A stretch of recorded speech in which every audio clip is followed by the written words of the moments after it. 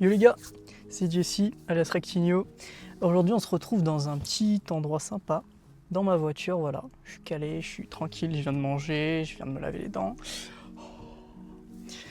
Et aujourd'hui je vais vous raconter une petite anecdote là, qui s'est passée il y a pas tant longtemps, mais voilà, c'est quelque chose que j'ai fait de mon plein gré, que j'ai trouvé l'utilité de faire et maintenant de raconter du coup.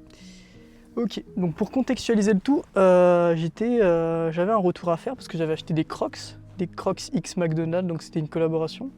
J'avais acheté les Crocs et je devais faire un retour parce que elles me plaisaient pas, voilà. Bon, c'est quelconque, ok. Et il y a un passage piéton juste devant la poste où j'habite. Il y a un passage piéton et je vois un petit vieux.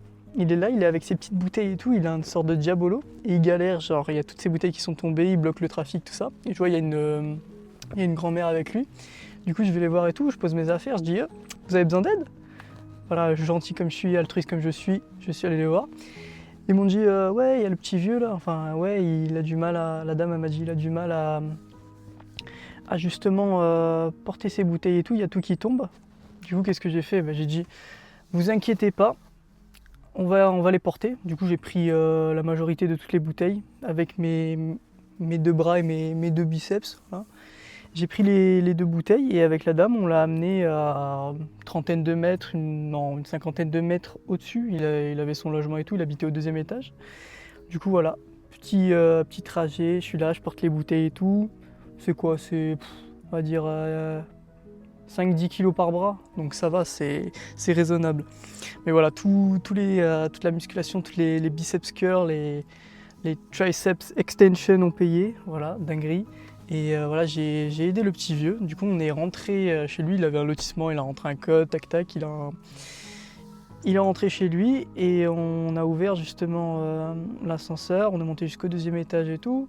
Et voilà, le petit vieux grave friendly, il est là, il dit putain, regardez comment je suis à 81 ans et tout. Et il faisait toujours ses petites courses, du coup c'était sympa de voir qu'à un tel âge, on se déplace toujours. Et voilà, du coup, petite bonne action, voilà, là, avec la dame. Du coup, on est arrivé dans sa porte, on a posé justement les bouteilles d'eau. Il a dit ah, venez si vous voulez entrer et regarder un peu à quoi ça ressemble ma maison. On a dit non, on va pas vous déranger, monsieur. Du coup, on est parti avec la dame et tout. Je suis descendu de l'ascenseur, tout ça.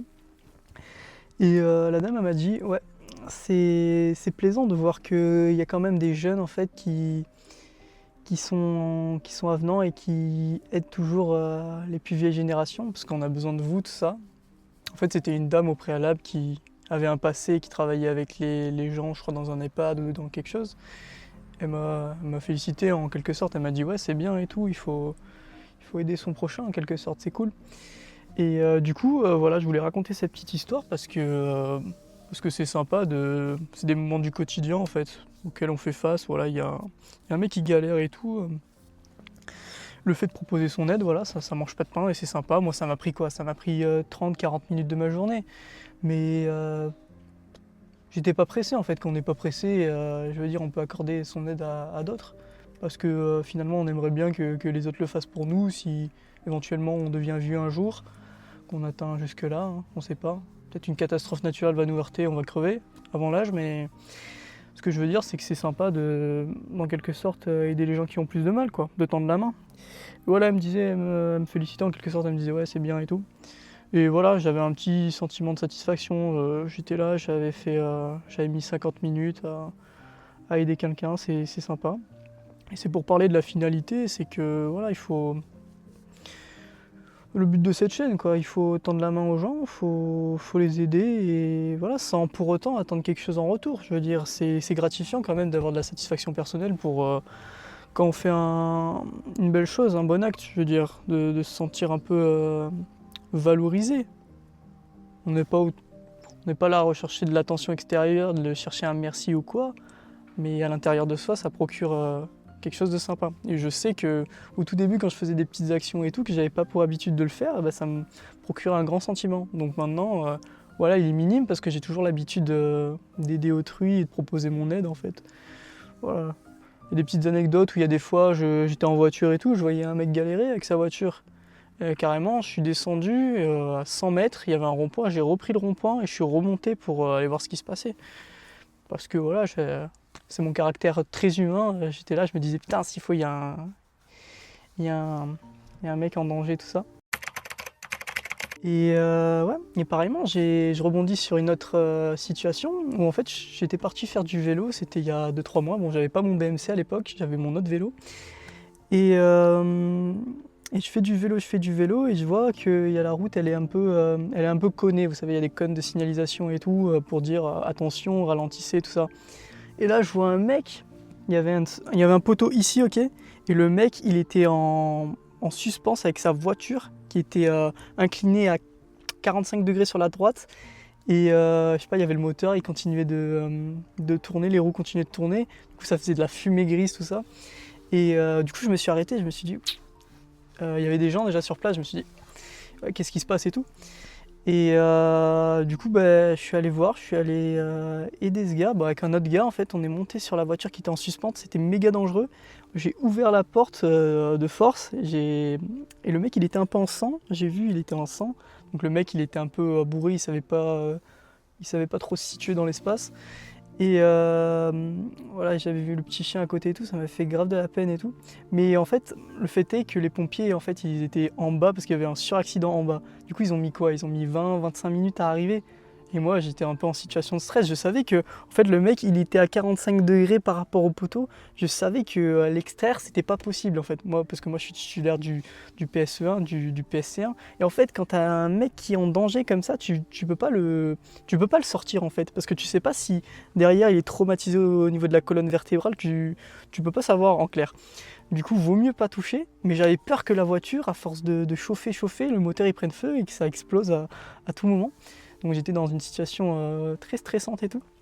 Mais je me suis arrêté parce que je sais que quand il y a un accident, en fait, moi, j'ai pas la conscience tranquille de me dire ouais, qu'est-ce qui se serait passé si je m'étais pas arrêté. Je veux dire, ça me fait plein de scénarios dans ma tête et tout. Je préfère avoir la confiance tranquille et être ce gars qui naturellement aide, parce que c'est naturel, tu vois.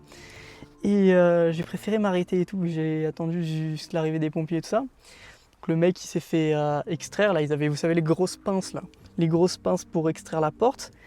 Et du coup, ils l'ont extrait. À partir de ce moment-là, moi, je suis parti, j'ai continué ma petite route, mais j'ai attendu vraiment que les pompiers soient là. Et voilà, il y avait plein de gens qui proposaient leur aide. Ils habitaient juste en dessous. Ils avaient au cas où un extincteur pour éteindre si ça commençait à prendre feu. Donc voilà, des gens très sympas. Et voilà, bon, le mec s'est fait extraire, j'imagine.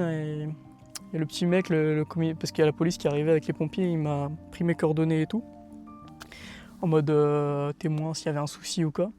Moi je lui ai dit ouais, je suis arrivé juste après l'accident, j'ai vu ça, je me suis arrêté et voilà, je suis juste monté sur la voiture et tout pour ouvrir la porte et parler au gars en fait. Moi je lui ai parlé au fur et à mesure, je lui ai dit ouais monsieur, comment vous sentez parce qu'il commençait à tressaillir, il était là, il s'est ah et tout, même s'il était bourré, je lui disais monsieur, tenez bon, les pompiers arrivent en fait. Il faut garder le contact avec la victime parce que sinon elle peut partir dans les tours et si elle est hurt, elle peut perdre connaissance. Du coup, très important. J'ai gardé le contact jusqu'à qu'ils arrivent les pompiers et par chance ils sont arrivés, bon 20-25 minutes. Heureusement que la victime, elle n'était pas en danger de mort imminente parce que sinon elle serait crevée complètement. J'aurais eu ça sur la conscience, même si c'était indépendant de ma volonté. Et voilà, c'est pour dire qu'en fait, il y a des moments du quotidien auxquels on fait face, on se dit... des fois, on est un homme, on passe à côté, on s'en fout. Mais des fois, il vaut mieux aider parce que on peut éventuellement sauver la vie de quelqu'un. Voilà. C'est ça la morale de l'histoire, c'est sauver la vie de quelqu'un. Bon, en l'occurrence, la deuxième histoire. Après, pour la première, il n'était pas en danger de mort, le papy, mais voilà, je l'ai aidé...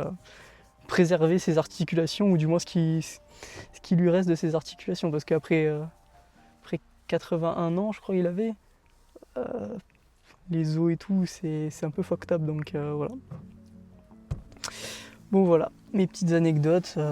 Bon, j'ai rebondi sur la deuxième, je voulais raconter juste la première, mais au final j'ai rebondi sur la deuxième. Voilà.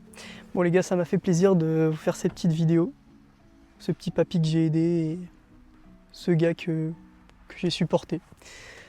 Ok, donc bon les mecs, je vous embrasse, comme d'hab. Et puis voilà. Aïe, putain, ça fait partie des erreurs du direct. Je Je vous embrasse et puis je vous dis suite au prochain épisode, écoutez. Allez, attendez. Hop. Bisous à tous et à toutes.